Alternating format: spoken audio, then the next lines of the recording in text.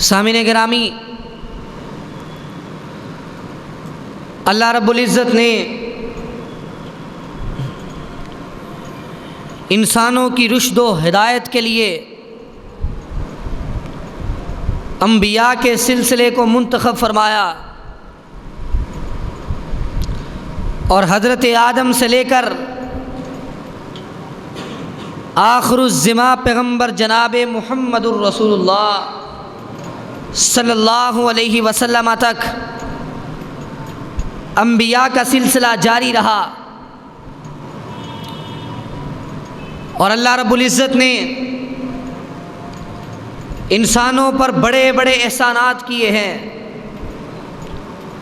اللہ کے اتنے احسان اور اتنی نعمتیں، وَإِن تَعُدُّوا نِعْمَةَ اللَّهِ لَا تُحْصُوهَا، کہ اگر اللہ کی نعمتوں کو شمار کرنے لگو تو شمار نہیں کر سکتے۔ لیکن اللہ نے اپنے بندوں پر کسی ایک نعمت اور احسان کا کبھی ان کو جتلایا نہیں، کبھی کوئی احسان ان پر کر کے احسان کو جتلایا نہیں۔ لیکن اللہ رب العزت نے جب اپنے آخری پیغمبر کو مبعوث فرمایا اور نبی اور رسول بنا کر بھیجا تو قرآن پاک میں آیت نازل فرما دی، لَقَدْ مَنَّ اللَّهُ عَلَى الْمُؤْمِنِينَ إِذْ بَعَثَ فِيهِمْ رَسُولًا، اے لوگو، اللہ کا یہ تم پر بہت بڑا احسان ہے کہ اللہ نے تم میں اس آخری پیغمبر کو مبعوث کیا ہے، آخری پیغمبر کو بھیجا ہے۔ اور اس پیغمبر کا شان اور اس کا مقام اور اس کی عظمت اور اس کی رفعت کسی کی آنکھوں سے اوجھل نہیں۔ اللہ نے وہ مقام عطا کیا کہ جو کائنات میں کسی کو نہیں ملا، اور کل قیامت کے دن بھی اللہ اس مقام پر سرفراز کریں گے کہ جو کسی اور کو نہیں ملے گا۔ پیغمبر علیہ الصلوۃ والسلام نے فرمایا، قیامت کے دن میرے ہاتھ میں لواء الحمد ہوگا، ایک جھنڈا ہوگا، ساری دنیا اس جھنڈے کے نیچے ہوگی، اور آپ نے فرمایا کہ اللہ نے ایک مقام محمود بنا رکھا ہے، اور مجھے امید ہے کہ اللہ اس مقام پر مجھے فائز کریں گے، اور اپنے امتیوں کو دعا کرنے کا بھی حکم دیا۔ اللہ نے دنیا کے اندر بھی آپ کو مقام دیا، اور آخرت کے اندر بھی آپ کو مقام دیا جائے گا، اور اتنے اعلیٰ اور اتنے عرفہ پیغمبر کی سنت پر عمل کرنا، اور اس کے راستے پر چلنا، اور اس کی بات پر لبیک کہنا، اور اس کی ایک ایک حدیث اور ایک ایک فرمان کو سینے سے لگا کے چلنے والا ہی کامیاب ہو سکتا ہے۔ اور جو بندہ نبی علیہ الصلوۃ والسلام کی حدیث کو چھوڑ دیتا ہے، آپ کی سنت کو چھوڑ کر دوسرے راستے کو اختیار کر لیتا ہے، وہ ناکام و نامراد ہو جاتا ہے، اور دین کے اندر نئی نئی ایجادات اور نئی نئی بدعات اختیار کرنے والے اور رواج دینے والے کبھی بھی کامیابی کی منزلوں تک نہیں پہنچ سکتے۔ نبی علیہ الصلوۃ والسلام ہمارے لیے نمونہ ہیں، آئیڈیل ہیں، اور ہمارے لیے مشعل راہ ہیں۔ ہم نے اپنی زندگی میں اگر قدم اٹھانا ہے، اگر کوئی کام کرنا ہے، تو ہم نے رہنمائی لینی ہے تو پیغمبر علیہ الصلوۃ والسلام کی زندگی سے لے لی۔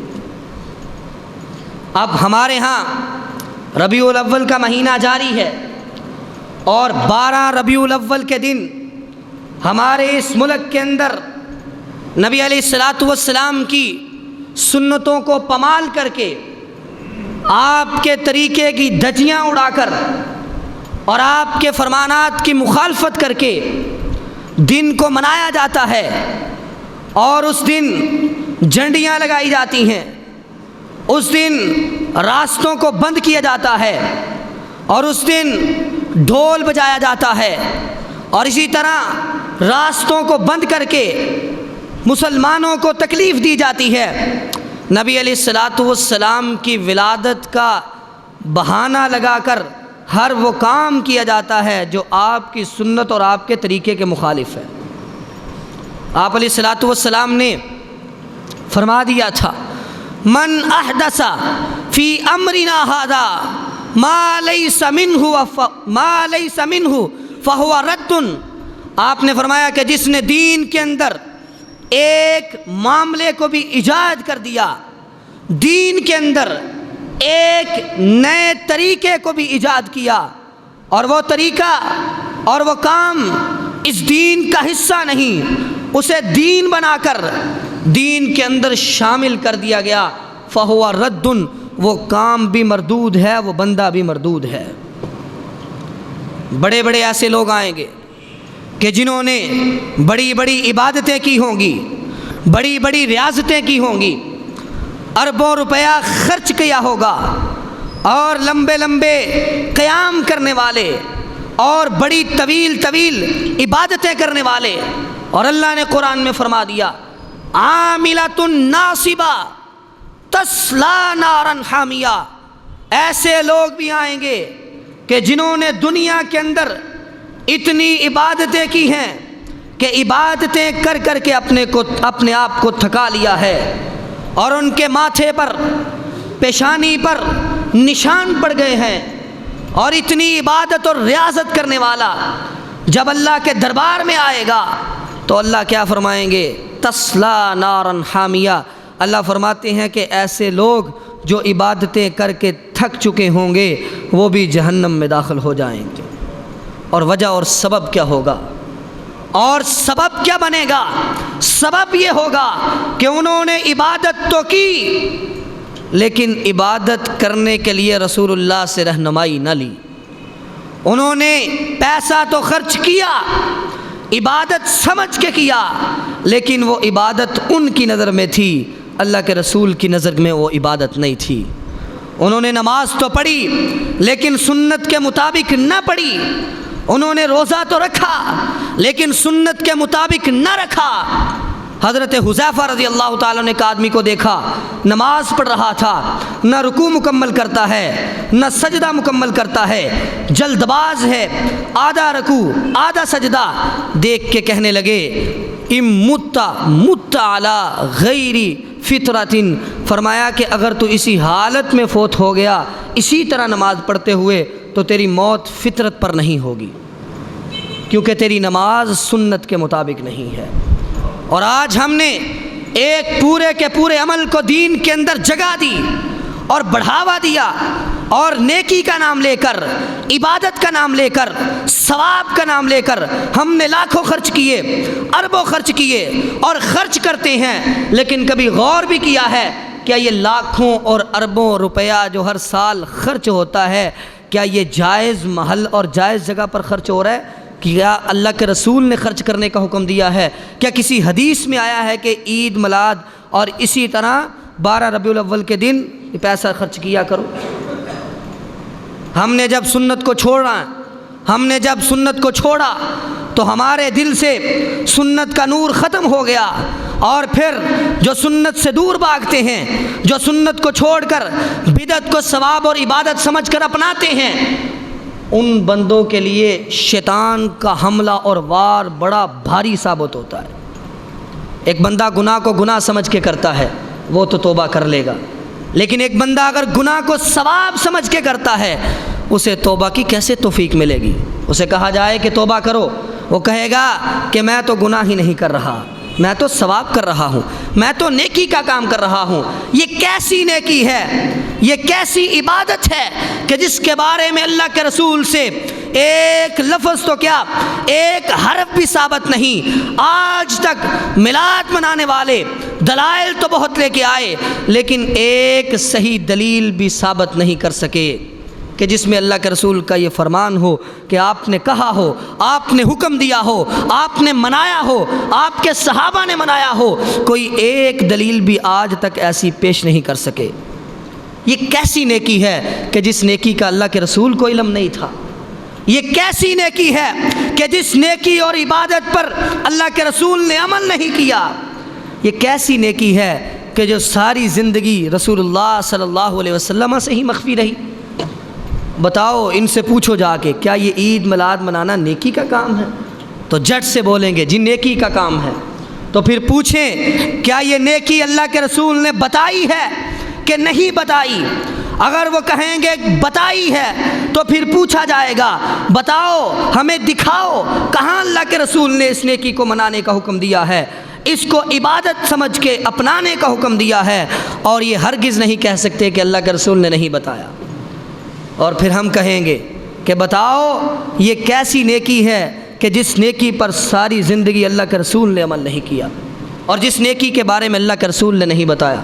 حالانکہ ہر وہ چیز، ہر وہ کام، ہر وہ عبادت جو ایک مسلمان کو جنت کے قریب کر سکتی تھی، وہ اللہ کے رسول نے ہمیں بتا دی ہے، امت تک پہنچا دی ہے۔ اور ہر وہ کام جو مسلمان کو جہنم سے دور کر سکتا تھا، آگ سے نجات دلا سکتا تھا، اللہ کے رسول نے ہر وہ عبادت، ہر طریقہ، ہر وہ معاملہ مسلمانوں کے سامنے بیان کر دیا ہے۔ کوئی ایک بھی ایسی نیکی نہیں جو اللہ کے رسول اس دنیا سے اپنے ساتھ لے کے گئے، امت کو نہ بتائی ہو۔ آپ نے تو نیکی بتانے کا اور نیکی کو آگے پہنچانے کا۔ آج میلاد مناتے ہیں، دین میں ایک تیسری عید کا اضافہ کرتے ہیں اور اس نام پر پھر لوگوں سے چندہ مانگتے ہیں، لاکھوں اور اربوں روپے غیر جو ہے وہ محل میں خرچ کرتے ہیں۔ لیکن ذرا سا غور کر کے دیکھیں کہ آج تک سلف صالحین کے اندر، صحابہ کے اندر، تابعین کے اندر، تبع تابعین کے اندر آج تک کسی نے اس دن کو منایا؟ آج ہمیں دلیل کیا ملتی ہے؟ جی ہمیں پیار ہے، ہمیں محبت ہے۔ اللہ کے رسول سے محبت کرنے کا طریقہ بھی وہ ہے جو اللہ کے رسول نے بتایا ہے۔ محبت ہمیں بھی ہے، محب رسول ہونا یہ بہت بڑا درجہ اور بہت بڑا مقام ہے، لیکن محبت کا ہرگز مطلب یہ نہیں کہ آپ محبت کا جھانسا دے کر کام وہ کریں کہ جو اللہ کے رسول کی مخالفت کے اندر بالکل سامنے اور واضح ہو۔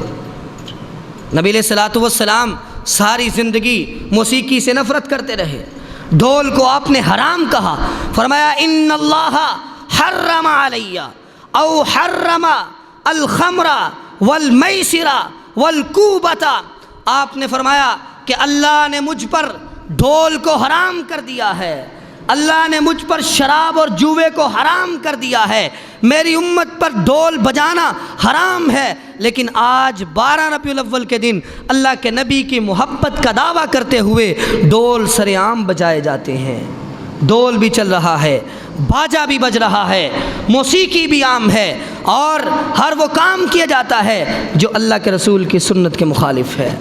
یہ کیسی دوغلی پلیسی ہے، یہ کیسی بے وفائی ہے کہ اگرچہ یہ میلاد کا دن منانا یہ کہ مسلمان کا شیوا نہیں ہے، یہ عیسائیوں کا شیوا ہے، یہ عیسائیوں کا طریقہ ہے۔ سالگرہ منانا، میلاد کا دن منانا، وہ حضرت عیسیٰ کا مناتے ہیں، اپنے پیشواؤں کا اور رہنماؤں کا مناتے ہیں، اپنے بچوں کا مناتے ہیں۔ پہلی بات تو یہ دن منانا ہی درست نہیں ہے۔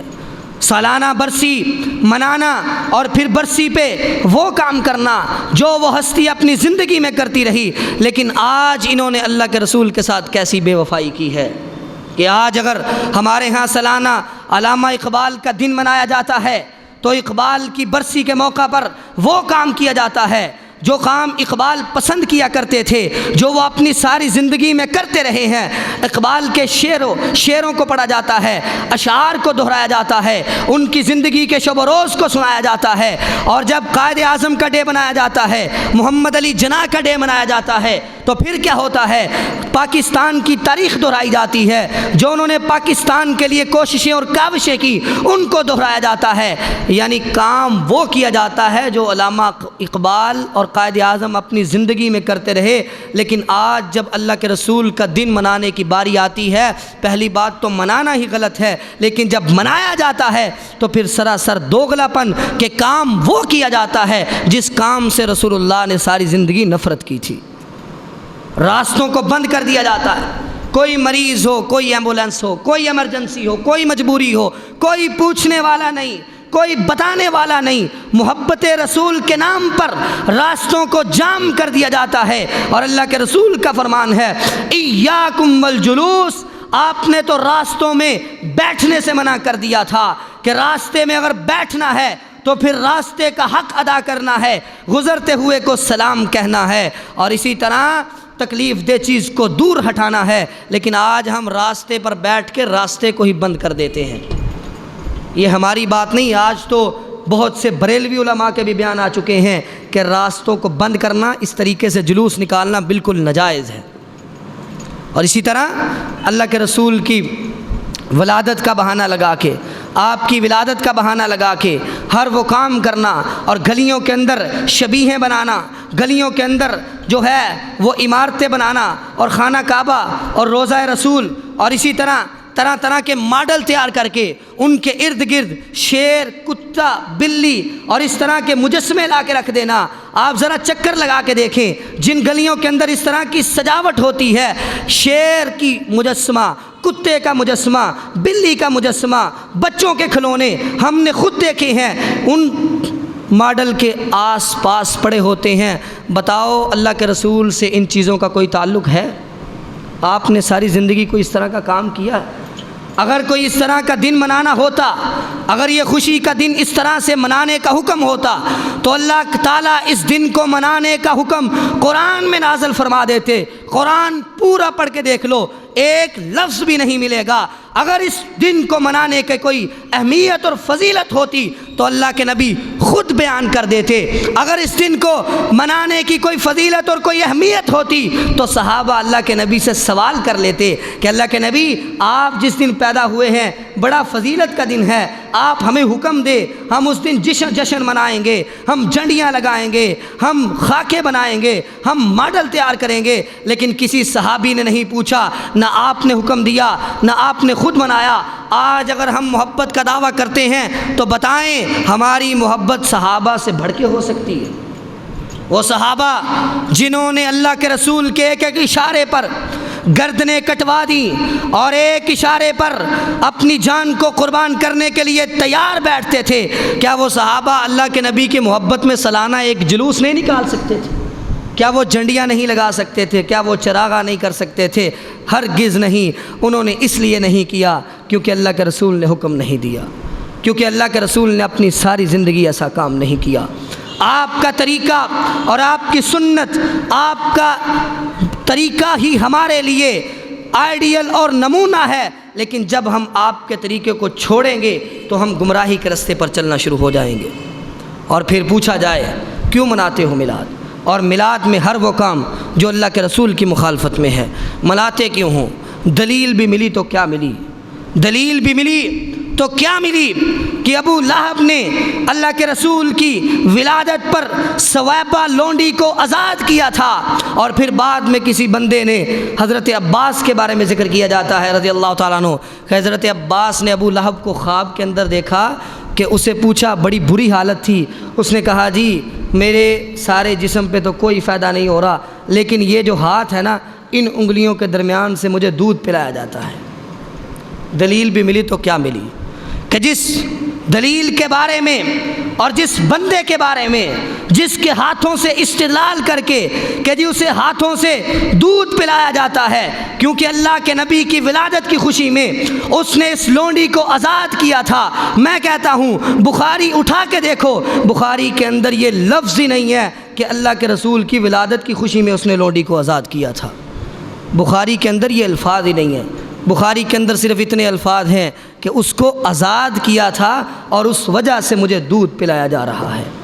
اور ویسے بھی یہ روایت مرسل ہے اور مرسل ضعیف کی قسم ہوتی ہے، لیکن اگر اسی حدیث سے، اگر اسی واقعے سے آپ یہ کہتے ہو کہ ابو لہب کو اگرچہ کافر تھا، آپ کی خوشی میں آزاد کرنے پر لونڈی کو دودھ پلایا جاتا ہے تو ہمیں بھی میلاد منانا چاہیے، تو میں سوال کرتا ہوں اس واقعے کا عینی شاہد یعنی جس بندے نے خواب میں یہ واقعہ دیکھا وہ کون تھا؟ وہ اللہ کے رسول کے چچا عباس تھے رضی اللہ تعالیٰ عنہ۔ وہ آپ کی زندگی کے بعد بھی زندہ رہے کہ حضرت عباس جو اس خواب کو براہ راست دیکھنے والے ہیں کہ عباس رضی اللہ تعالیٰ عنہ نے ساری زندگی اللہ کے رسول کا میلاد منایا؟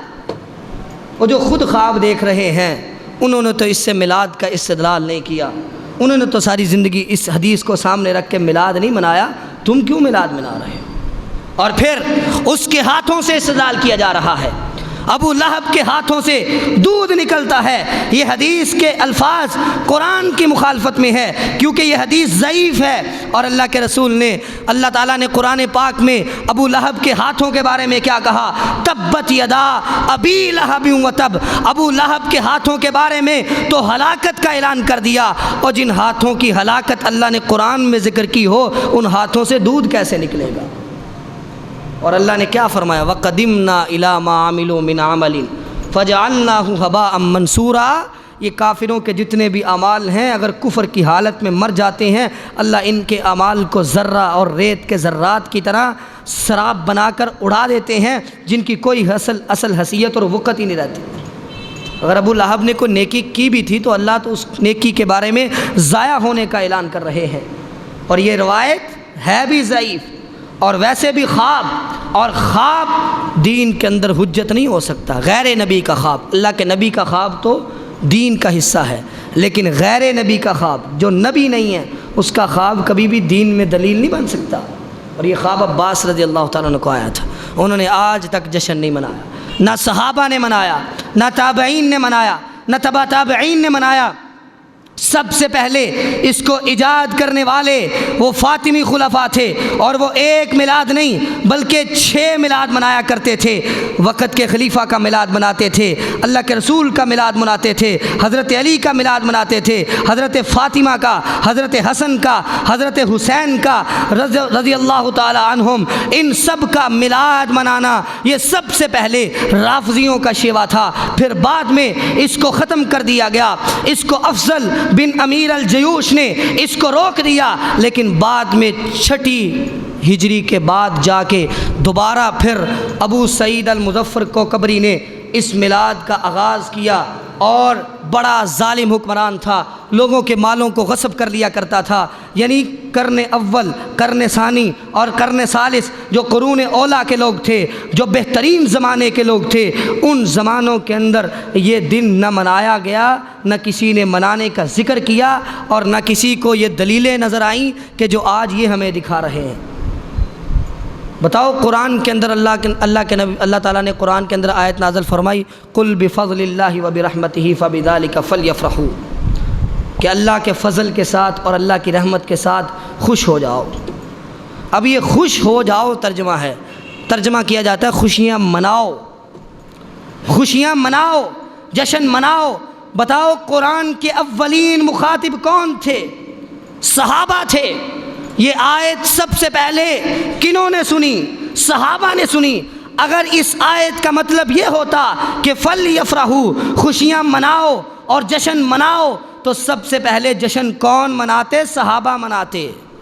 تو صحابہ نے تو اس آیت سے یہ نہیں سمجھا، آج ہم یہ سمجھے ہیں کہ اس کا مطلب یہ ہے کہ جشن مناؤ۔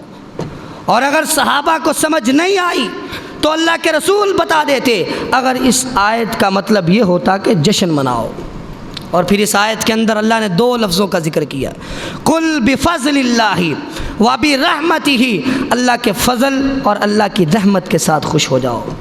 اب کہنے والے کہتے ہیں جی اللہ کے فضل سے مراد تو قرآن ہے، لیکن اللہ کی رحمت سے مراد پیغمبر علیہ الصلاۃ والسلام ہیں۔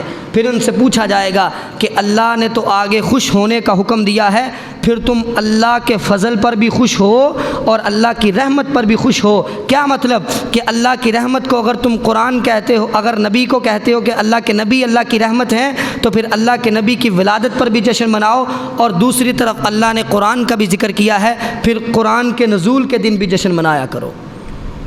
جس آیت سے یہ دلیل لیتے ہیں نا کہ جشن منانا چاہیے، اس آیت میں اللہ نے 2 چیزوں پر خوش ہونے کا حکم دیا ہے۔ ان کے نزدیک ایک قرآن ہے اور ایک پیغمبر علیہ الصلاۃ والسلام کی ذات ہے۔ اگر آپ کی ولادت پر جشن مناتے ہو تو پھر قرآن کے نزول کی رات پر جشن کیوں نہیں مناتے؟ پھر کیوں نہیں اس طرح جھنڈیاں لگاتے؟ کیونکہ صرف اپنی خواہش کی بنیاد پر عید میلاد کو ثابت کرنے کے لیے قرآن کے اندر مانوی تحریفات کا سہارا لیا جاتا ہے۔ حالانکہ یہاں اس آیت کے اندر رحمت سے مراد بھی قرآن ہے، کیونکہ اللہ نے اس سے پچھلی آیت کے اندر بھی قرآن کو ہی موعظہ کہا ہے، واعظ کہا ہے، نصیحت کہا ہے، اور اللہ نے قرآن کو ہی رحمت کہا ہے۔ وَنُنَزِّلُ مِنَ الْقُرْآنِ مَا هُوَ شِفَاءٌ وَرَحْمَةٌ لِّلْمُؤْمِنِينَ کہ قرآن کے اندر شفا بھی ہے، قرآن کے اندر رحمت بھی ہے۔ اس آیت سے مراد قرآن ہے، لیکن اگر آج کوئی کہے کہ رحمت سے مراد اللہ کے پیغمبر ہیں اور پھر اس پر خوشی مناؤ، اور خوشی مناؤ نہیں بلکہ جشن مناؤ، پھر ترجمہ بھی غلط کرے، تو بتاؤ یہ کیسی دینداری ہے؟ یہ قرآن کی آیات کی مانوی تحریف ہے۔ حالانکہ اللہ کے پیغمبر علیہ الصلاۃ والسلام اس کائنات کے اندر لوگوں کو بدلنے کے لیے آئے ہیں، اور آپ کا مشن اصل ہے، جشن اصل نہیں ہے۔ آج ہم جشن کے پیچھے بھاگ رہے ہیں، نماز کی فکر نہیں لیکن جشن منانے کی فکر ہے، روزہ کبھی رکھا نہیں لیکن جشن منانے کی فکر ہے، ساتھ والے پڑوسی کے ساتھ کبھی حسن سلوک سے پیش نہیں آیا لیکن 12 ربیع الاول کو جشن منانے کی فکر ہے، اپنے باپ سے تمیز سے کبھی بات نہیں کی، اور جو ہے وہ حرام چیزوں کا ارتکاب کر رہا ہے، بازار کے اندر دھوکہ اور فریب کرتے ہوئے کبھی حیا نہیں آئی، کبھی پیغمبر کا فرمان یاد نہیں آیا، کبھی کسی مظلوم پر ظلم کرتے ہوئے، کسی کی مجبوری سے فائدہ اٹھاتے ہوئے، کبھی اللہ کے رسول کا فرمان یاد نہیں آیا، کبھی اللہ کے رسول کی ذات یاد نہیں آئی، لیکن جو ہی 12 ربیع الاول آتا ہے جشن میلاد کا نام لے کر، جشن کا نام لے کر سڑکوں پہ نکل آتے ہیں، لوگوں کو تکلیف دیتے ہیں اور ہر وہ کام کرتے ہیں جو اللہ کے رسول کی مخالفت میں ہے۔ اللہ کے رسول نے ہمیں ایک مشن دیا ہے، جشن کے پیچھے بھاگنے کا حکم نہیں دیا۔ اللہ کے رسول ایک مشن لے کے آئے تھے، آپ نے وہ مشن پورا کیا ہے، اور اس مشن کے تحت جو خیر تھی، جو بلائی تھی، جو رہنمائی تھی، وہ پیغمبر تک، وہ امت تک عام کر دی ہے۔ ایک بھی رہنمائی اور ایک بھی نیکی اور ایک بھی خیر کی بات ایسی نہیں جو اللہ کے رسول نے اپنی امت کو نہ بتائی ہو۔ آپ تو اپنا مشن پورا کر کے گئے ہیں، اب اس مشن کو آگے چلانا امت کا کام ہے، اس مشن کو آگے بڑھانا امت کا کام ہے۔ کنتم خیر امت اخرجت للناس تأمرون بالمعروف، تم تو بہترین امت بنو گے تب ہی جب تم لوگوں کو نیکی کا حکم دو گے، لوگوں کو برائی سے منع کرو گے۔ یہ مشن تھا جس پر چلنے کا حکم تھا، یہ مشن تھا جسے عام کرنے کا حکم تھا۔ 12 ربیع الاول کے دن جشن منانے کا کوئی حکم نہیں تھا۔ اور پھر بدعت جب ابتدا ہوتی ہے نا بدعت کی، تو ایک معمولی سی ابتدا، معمولی سا نام، معمولی سا ذکر، لیکن وہ بدعت جب بڑھتی ہے پھر آسمان کی بلندیوں کو چھوتی ہے۔ آج کل تو عید میلاد کو اس طرح کی عید بنا لیا گیا جیسے بقرہ عید ہوتی ہے، لوگ نماز بھی پڑھ رہے ہیں، لوگ قربانی بھی کر رہے ہیں، اور اچھے اچھے نئے سوٹ سلوا کے پہن رہے ہیں، اور انہیں اتنا نہیں پتہ کہ اللہ کے رسول کی تاریخ ولادت میں بھی اختلاف ہے، کہ 12 کو آپ کی تاریخ ولادت ہے ہی نہیں، 12 تو آپ کی وفات ہے۔ اور یہ اقرار بھی کرتے ہیں، احمد رضا خان بریلوی، انہوں نے اقرار بھی کیا ہے اپنی کتاب کے اندر، ملفوظات کے اندر، کہ 12 ربیع الاول کے دن رسول اللہ صلی اللہ علیہ وسلم کی وفات ہے، اور وفات کا وہ دن کہ جس دن سب سے زیادہ خوشی شیطان کو ہوئی تھی، اور وفات کا وہ دن کہ جس دن صحابہ پر ایسا غم چھایا کہ اپنے ہوش بلا بیٹھے، اور وفات کا وہ دن کہ جس دن صحابہ زار و قطار روتے رہے، اور جب صحابہ کو وہ دن یاد آتا تھا زار و قطار رونا شروع کر دیا کرتے تھے۔ حضرت بلال کو کئی سالوں بعد بھی جب اللہ کے رسول کی وفات کی یاد آتی تو رونا شروع ہو جاتے، بے ہوش ہو جاتے۔ لیکن آج یہ اقرار کر کے کہ 12 آپ کی وفات کا دن ہے، اقرار کرنے کے بعد بھی جشن منایا جائے اور خوشیاں منائی جائیں، یہ کہاں کا اسلام ہے اور یہ کہاں کی وفا ہے؟ چھوڑ دو دو رنگی، یک رنگ ہو جاؤ، یا سراسر موم ہو جاؤ یا سراسر سنگ ہو جاؤ۔ مخالفت کرنی ہے تو کھل کے سامنے آؤ، اگر اسلام کا نام لینا ہے تو پھر اسلام کی حدوں کو کراس کرنے کی کوشش نہ کرو۔ اسلام نے جہاں پر تمہیں محدود کیا ہے، اور محدود کہاں کیا ہے، کہ پیغمبر جو دے دے وہ لے لو، اور جس سے روک دے اس سے رک جاؤ۔ وما آتاکم الرسول فخذوہ وما نہاکم عنہ فانتہوا۔ لوگو، پیغمبر کی بات حرف آخر ہے اور پیغمبر کا عمل حرف آخر ہے۔ آج اگر تم پورے کا پورا عمل ایک دین کے اندر عبادت کی نظر سے اور نیکی کی نظر سے اور نیکی کا تصور بنا کے دین کے اندر اسے شامل کر دو تو یہ اس سے بڑا کیا جرم ہو سکتا ہے؟ اور پھر اس موقع پر کام کیا کیے جاتے ہیں؟ رستوں کو بند کر کے ڈھول بجایا جاتا ہے، لوگوں سے چندہ مانگا جاتا ہے، اور یہ اقرار کر کے کہ اللہ کے رسول کی وفات کا دن ہے پھر بھی خوشی منائی جاتی ہے، اور کیک کاٹے جاتے ہیں۔ جو کیک کاٹنا، سالگرہ پر کاٹنا، برسی پر کیک کاٹنا، یہ کسی مسلمان کا طریقہ نہیں، یہ مسلمان کا شیوا نہیں ہے، یہ عیسائیوں کا شیوا ہے، یہ کافروں کی مشابہت ہے۔ لیکن آج ہم اللہ کے رسول کی ولادت پر خوشی منانے کے لیے بھی عیسائیوں کے محتاج بنے بیٹھے ہیں۔ ہم نے ان سے لیا، کچھ ہندوؤں سے لیا، کچھ عیسائیوں سے لیا، کچھ غیر مسلموں سے لے کر ہم نے دین کا حصہ بنا کے کہہ دیا جی یہ بہت افضل کام ہے۔ سارا سال نیکی کی فکر نہیں، عبادت کی فکر نہیں، روزے کی فکر نہیں، لیکن 12 ربیع الاول کے جلوس میں شرکت کرنے سے تمہاری نیکیوں کو 4 چاند لگ جائیں گے، تمہاری ساری زندگی کے گناہوں پر معافی کا قلم پھر جائے گا، اور تمہارے نامہ اعمال میں اجر و ثواب کے ڈھیر لگ جائیں گے۔ یہ کہاں سے دین کے اندر شامل کر دیا گیا، اور اس کو دین سمجھ کر اپنی زندگیوں میں شامل کر دیا گیا۔ ہمارے ملک کے اندر دن بدن یہ بڑھتا ہوا طریقہ اور شیطان کی طرف سے بڑھنے والے وار، اور دین اور اسلام اور عبادت اور نبی علیہ الصلوۃ والسلام کی ولادت کے نام کا دھوکہ دے کر لوگوں سے مانگ کر چندہ اور پھر کروڑوں اور اربوں روپیوں کو خرچ کرنا، یہ اسلام ہرگز اس کی اجازت نہیں دیتا۔ اسلام تو فضول خرچی سے منع کرتا ہے، اسلام تو فضول گوئی سے بھی منع کرتا ہے، اسلام تو فضول باتوں سے بھی منع کرتا ہے۔ میلاد کے موقع پر قوالیاں گائی جاتی ہیں، قوالی کے اندر قوال جب قوالی گاتا ہے، قوال کا مطلب ہی کیا ہوتا ہے؟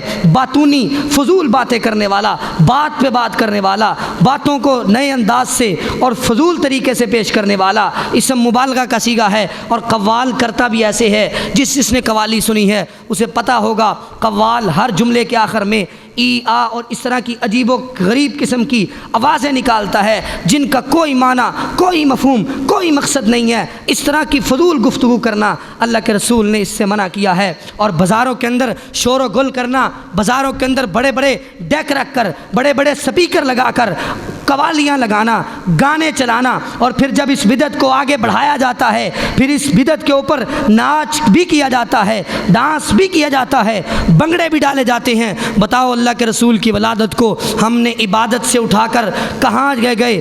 گناہ اور ڈانس، گانا، موسیقی، ناچ، ہر چیز کو ہم نے شامل کر دیا، اور ہماری آنکھوں پہ پٹی بندھی ہوئی ہے، اور ہم پھر بھی یہ نعرے لگا رہے ہیں کہ جشن منانا ہے اور ہمیں چندہ دیا جائے۔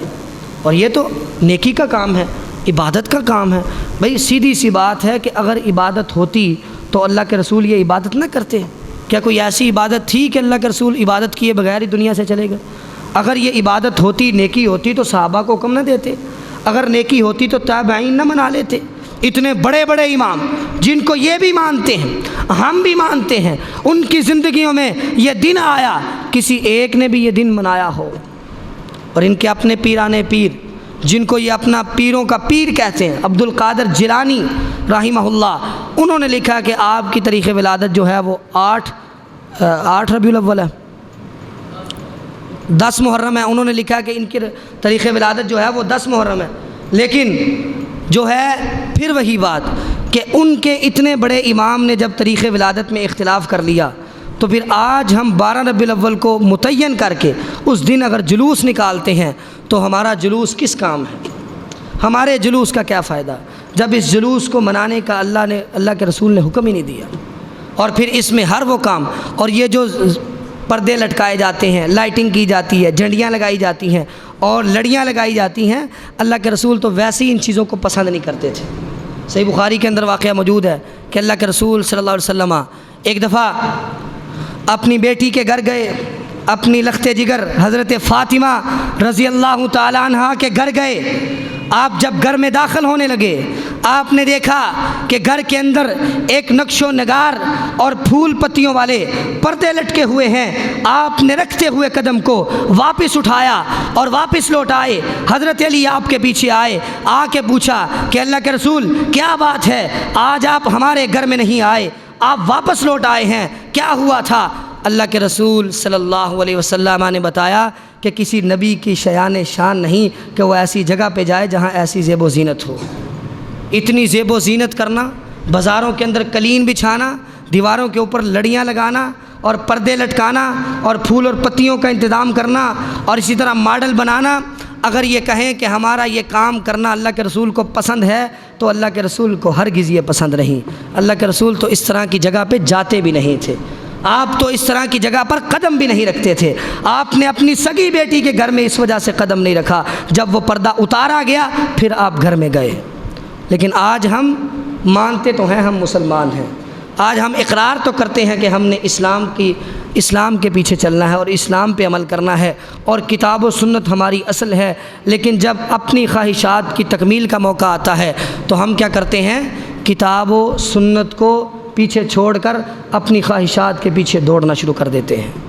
خدا را باز آ جائیں، اور جن کو آپ روک سکتے ہیں ان کو آپ روکیں کہ یہ عمل سراسر قرآن و سنت کے مخالف ہے، اور جب یہ قرآن و سنت کے مخالف ہے تو پھر اس عمل کو ثابت کرنے کے لیے قرآنی آیات کے معنی اور مفہوم کو بھی بدلا جاتا ہے اور احادیث کے معنی اور مفہوم کو بھی بدلا جاتا ہے۔ تو اس لیے کیوں ہم ایسے عمل پہ عمل کریں، ایسے کام کو اپنے دین میں شامل کریں کہ جس کام کو کرنے سے ہمیں قرآن کی آیات کے معنی کو بدلنا پڑے، ہمیں حدیث کے معنی کو بدلنا پڑے، ہمیں موضوع اور من گھڑت روایات، اپنی بنائی ہوئی حدیثوں کو پکڑنا پڑے۔ اپنے ہاتھوں سے گھڑ کر حدیثیں انہوں نے میلاد کے نام پر جاری کر دی، لیکن یہ نہیں سوچا کہ اللہ کے رسول کی زندگی سے، صحابہ کی زندگی پہ اور اسی طرح تابعین، تبع تابعین، سلف صالحین کی زندگی سے کوئی ایک بھی ایسا عمل نہیں ملتا۔ اللہ کے رسول کی ولادت نہیں بلکہ آپ کی بعثت رحمت ہے۔ اللہ کے پیغمبر نے فرمایا انما بعثت رحمہ، مجھے رحمت بنا کر بھیجا گیا ہے، مبعوث کیا گیا ہے۔ اگر تم یہ کہتے ہو کہ ولادت بہت بڑا ایک اعلیٰ مقام اور ایک بہت بڑا دن ہے اور بہت بڑی اہمیت کا حامل ہے اور اس دن جلوس نکالنا چاہیے، تو بتائیں جس دن اللہ کے نبی کو پیغمبر بنایا گیا، مبعوث کیا گیا، کیا اس دن کی شان اور اہمیت کم ہے؟ اگر جلوس ہی منانا ہے اس طرح کے بڑے بڑے دنوں میں تو پھر جب آپ کو مبعوث کیا گیا تب بھی جلوس نکالا کرو۔ پھر اسی طرح جب آپ نے ہجرت کی وہ بھی بڑا اہمیت کا حامل دن تھا، اس دن بھی منایا کرو جلوس۔ اسی طرح پھر اگر آپ نے جلوس ہی منانا ہے تو جنگ بدر ہوئی، جس دن مسلمانوں نے فتح پائی، پہلی جنگ تھی، مسلمان دنیا کے سامنے آئے اور دنیا والوں نے ان کو ماننا شروع کیا، اس دن کو بھی اعلیٰ سمجھو۔ پھر اس طرح تاریخ اسلامی کے اندر بہت سارے ایسے دن ہیں کہ جنہوں نے بڑا مقام پایا ہے، ان دنوں کے اندر جشن منانے کا حکم نہیں، نہ کسی نے منایا ہے۔ اگر ہم مناتے ہیں تو ہم کہاں سے لے کے آتے ہیں؟ ہمارے پاس کوئی دلیل نہیں ہے، آج تک ایک دلیل بھی ایسی نہیں دے سکے۔ ان کے اپنے علماء میں تاریخ ولادت میں اختلاف ہے، اور اگر تاریخ ولادت کی اہمیت کے ساتھ کوئی تعلق ہوتا تو اس تاریخ کو اللہ تعالیٰ خود واضح فرما دیتے۔ اس کے اندر اختلاف ہی اس بات کی دلیل ہے کہ تاریخ ولادت کی کوئی اہمیت نہیں اس اعتبار سے کہ اس دن جشن منایا جائے۔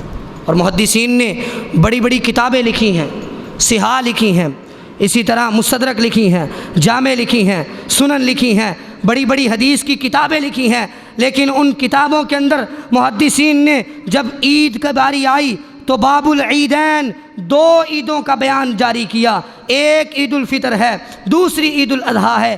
آج تک کسی ایک کتاب سے تیسری عید کا ذکر ہی دکھا دے، میلاد النبی کے لفظ کا ذکر ہی دکھا دے۔ میلاد منانا تو دور کی بات ہے، میلاد کا لفظ ہی دکھا دے۔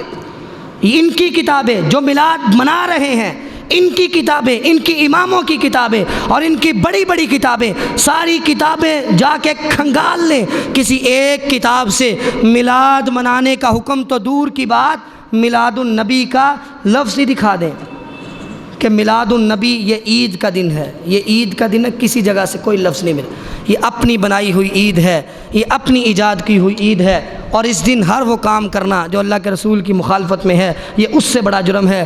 اللہ سے دعا ہے کہ اللہ تعالی ہمیں اپنی اصلاح کرنے کی اور اللہ تعالی ہمیں اس بدعت سے دور رہنے کی اور اس بدعت پر چلنے والوں کی اصلاح کرنے کی توفیق عطا فرمائے، اور اللہ تعالی ہمیں ہمیشہ کتاب و سنت پر عمل کرنے کی توفیق عطا فرمائے۔ وآخر دعوانا ان الحمد للہ رب العالمین۔